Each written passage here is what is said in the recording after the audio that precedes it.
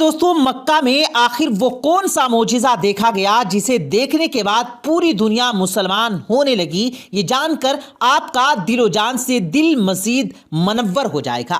پیارے دوستوں، خانہ کعبہ کے احترام اور فضیلت کے بارے میں کون نہیں جانتا؟ خانہ کعبہ میں رونما ہونے والے ایک ایسے معجزے کو جب لوگوں نے اپنی آنکھوں سے دیکھا تو لوگ اپنی آنکھیں جھپکنا بھول گئے، دل سینوں کے اندر تھم گئے، لوگوں کے منہ کھلے کے کھلے رہ گئے۔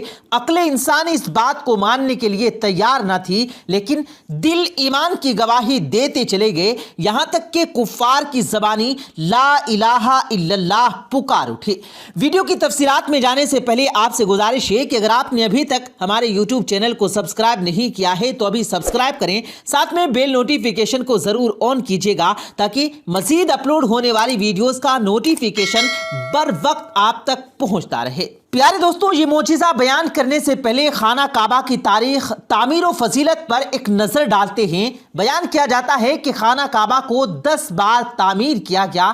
تاریخی روایات میں فرشتوں نے سب سے پہلے ٹھیک المعمور کی سیدھ میں زمین پر خانہ کعبہ کو بنایا۔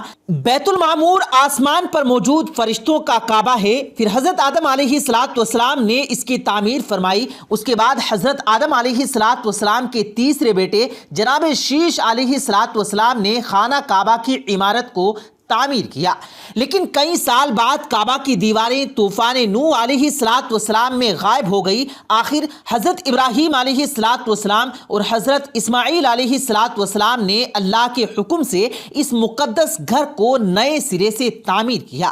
ان حضرات کے بعد قوم املکہ کے ہاتھوں اس مقدس گھر کے تعمیر کی روایات ملتی ہیں۔ اس کے بعد ابو الجہرم نے کعبہ کی عمارت بنائی، پھر بن قراب نے تعمیر کیا۔ اس کے بعد خانہ کعبہ کو سیلاب سے بچانے کے لیے قریش نے اس کی تعمیر کی، جس میں آپ صلی اللہ علیہ وآلہ وسلم بھی شامل ہوئے۔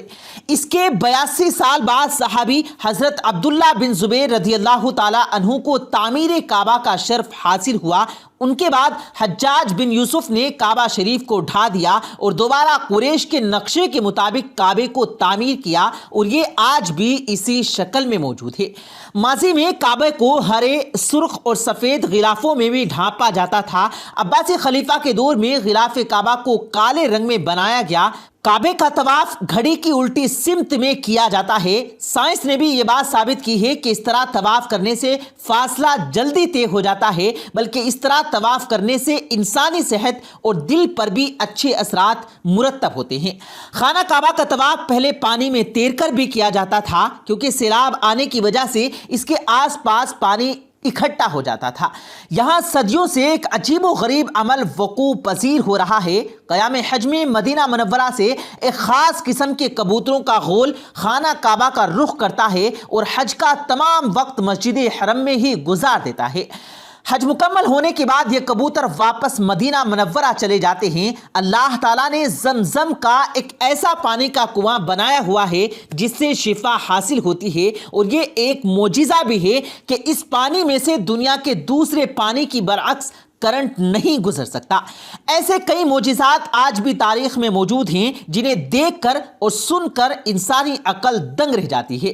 قرآن مجید میں خانہ کعبہ کے حج کی بے حد فضیلت بیان کی گئی ہے، جسے پڑھ کر ہر مسلمان کا دل ایک بار خانہ کعبہ کے دیدار کے لیے تڑپ اٹھتا ہے۔ اگر قرآن مجید میں خانہ کعبہ کی فضیلت کے بارے میں پڑھیں، اللہ تعالیٰ کا ارشاد ہے، اور اللہ کے لیے لوگوں پر اس کا حج فرض ہے، ان پر جو وہاں پہنچنے کی طاقت رکھتے ہوں اور جو منکر ہوں، تو اللہ کو بھی کسی کی کچھ پرواہ نہیں۔ تفسیر ابن عباس رضی اللہ تعالی عنہ میں آیت بالا کی تفسیر کچھ اس طرح سے بیان کی گئی ہے: اب سے اول جو خدا تعالیٰ کی عبادت کے لیے زمین پر بنائی گئی ہے، وہ جو مکہ میں ہے، یعنی کعبہ شریف، وہ مبارک گھر ہے، یعنی اس میں مغفرت اور رحمت ہے، اور سارے جہاں کے لیے سیدھی راہ ہدایت کی بنیاد ہے۔ سب رسولوں اور ولیوں اور مسلمانوں کی قبلہ گاہ ہے۔ خدا نے اس گھر کو عزت و حرمت سے نوازا ہے۔ مقام ابراہیم علیہ السلام کی موجودگی اس بات کی ایک تاریخی دلیل ہے کہ ابراہیم علیہ السلام نے یہاں خدا تعالیٰ کی عبادت کی، اور خدا کی عبادت کے لیے ہی اس گھر خانہ کعبہ کو تعمیر کیا گیا۔ اسی طرح اصحاب الفیل کا واقعہ ہے۔ ابرہہ نے جب اپنے ہاتھوں کے ذریعے خانہ کعبہ پر حملہ کیا تو اللہ نے ابابیلوں کا جھرمٹ بھیجا جس میں ابرہہ کے تمام لشکر پر کنکریاں برسائی گئی اور ان کنکریوں نے ابرہہ کے لشکر کو تباہ کر دیا۔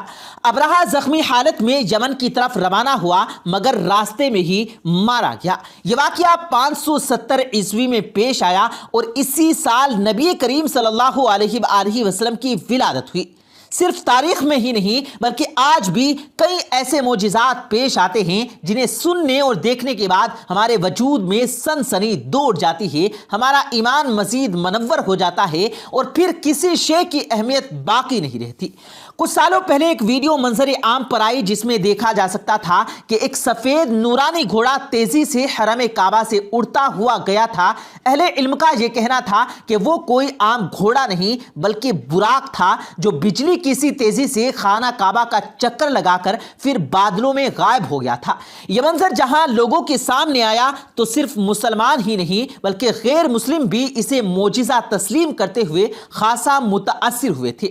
حال ہی میں دیکھا جا سکتا ہے کہ جب حرم کعبہ میں لوگ نماز پڑھنے میں مصروف تھے تبھی ایک کبوتر کعبے کے گرد چکر لگاتا ہوا اڑ کر آیا اور ایک شخص کے قریب زمین پر سجدہ ریز ہو گیا۔ اس خبر نے تمام مسلمانوں کے دلوں کو مزید روشن کر دیا۔ یہ ایک دلیل بھی تھی کہ اللہ تعالیٰ کو سجدہ صرف انسان ہی نہیں بلکہ تمام مخلوق کرتی ہے۔ جس نے اس پاک ذات کی وحدانیت پر ایمان لایا۔ ایک اور ایسا ہی واقعہ کچھ عرصہ پہلے کیمرے کی آنکھ نے محفوظ کیا جسے دیکھ کر دنیا میں ہلچل مچ گئی اور لوگ حرم کعبہ میں بلند آواز سے کلمے کا ورد کرنے لگے اور نعرہ تکبیر کی صدائیں بلند ہونے لگی۔